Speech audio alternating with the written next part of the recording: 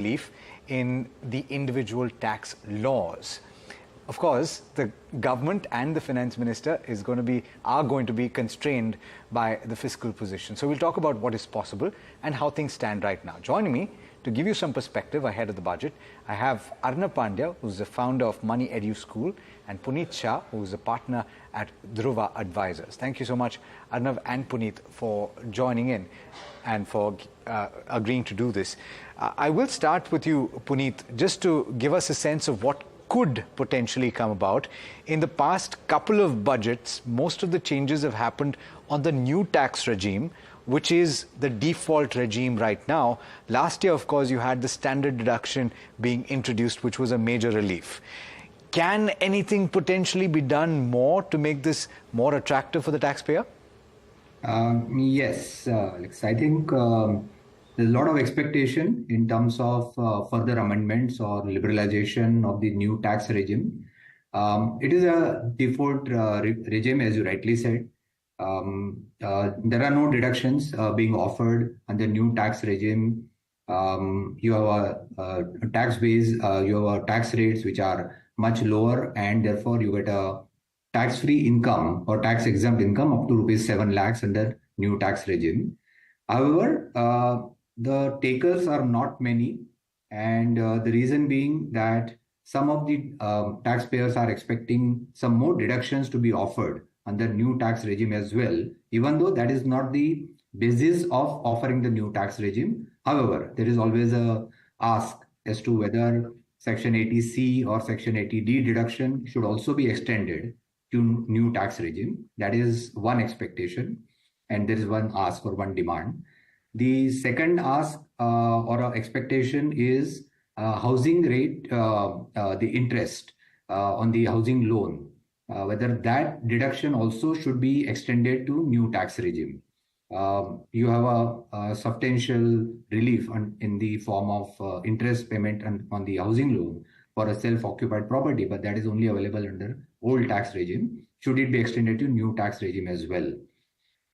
And the last one being the tax rebate. There is a tax rebate under Section 87A, which is being extended to old as well as new tax regime. We have a higher amount under new tax regime. The expectation is that the tax rebate under new tax regime should be increased at least by, say, 10,000 rupees, so that the income up to, say, rupees 9 lakhs instead of rupees 7 lakhs could be tax exempt under new tax regime. So there are a few expectations. As you rightly said, standard deduction was introduced last year, where the standard deduction amount can be increased from 50,000 rupees to 1 lakh. Even that is something which is being demanded by the industry. Okay, fine. So that's on the new tax regime. Arnav, would it be right to say, just back of the envelope calculations, those that claim a substantial amount in HRA still benefit from going with the old tax regime? And from that perspective, for these taxpayers that live on rent, should something more be done?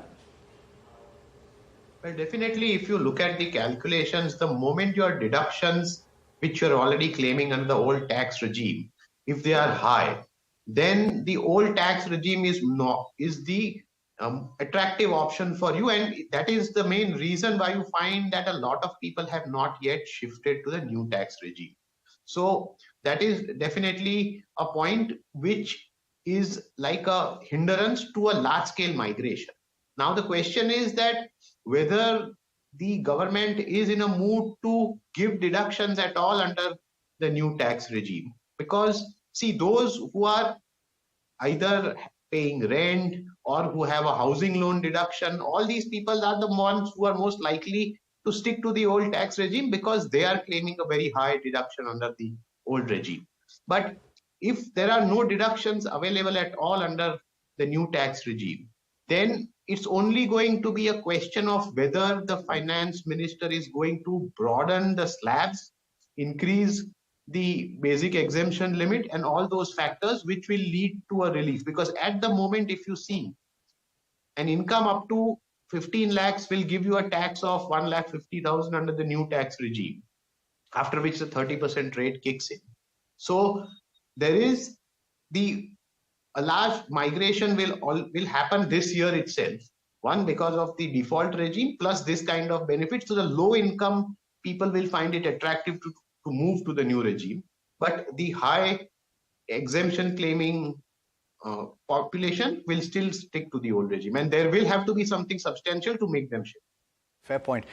Is there a significant case to increase those slabs, as Arnav was just pointing out, Punit, because they've stayed the same? And I'm not talking about the new tax regime here. Obviously, I'm talking about the old tax regime. But we're still talking about 30% on tax above 10 lakh rupees. And we've had inflation anywhere between 5 and 6% for a long period of time, which means that people are spending a lot more on expenses and income levels have risen. So from that perspective, the tax slabs don't reflect that. Is there a case to substantially rework the tax slabs? Absolutely. I think there is a substantial case to rework the slabs, even the lower slab as well as the upper slab. So if you look at the old regime, you have a 2.5 lakhs as the entry level slab, and it ends at about 10 lakhs, it's 30%. For the new tax regime, it is 3 lakhs, and above 15 lakhs, it's 30% tax rate. In both, according to me, can be tweaked very easily, keeping up with the inflation.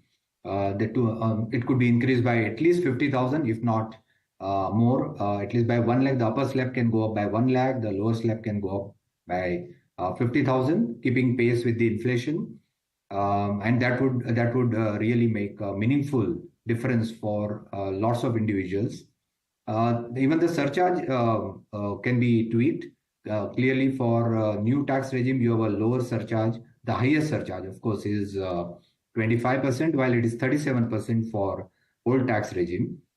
Clearly, there is a case for tweaking surcharge as well, because surcharge should not become the permanent levy as such. It's levied for a particular purpose, and if the purpose is served, then clearly there is a case to lower surcharge as well. Got it. So yes, I would agree with you. So last thoughts here then, Arnav, I'll toss it to you. Beyond, of course, what we've spoken about so far, which is essentially the crux on the slab-based treatment of tax, are there any other tweaks that you think can be possible or should be made in the interim budget? Well, you just look at it this way, that politically, this is the right time to make the changes, because the country is going to vote in the next few months. And if a real benefit has to be given, then an added incentive in terms of tax breaks for pension investments, that would be, according to me, a big gift, because it will at least help a lot of people secure their future and make it an attractive option for people to put money away for the long term. Okay, fair point. Arnav, as well as Punit, thank you so much for joining in and giving us that perspective. Of course, a lot of this is a part of wish lists that we've had for some time. Let's see if the Finance Minister is listening. Hopefully she is, and hopefully she's got a present for you as well. You'll find the live coverage, of course, of the budget all day tomorrow. So do stay tuned. This is NDTV Profit.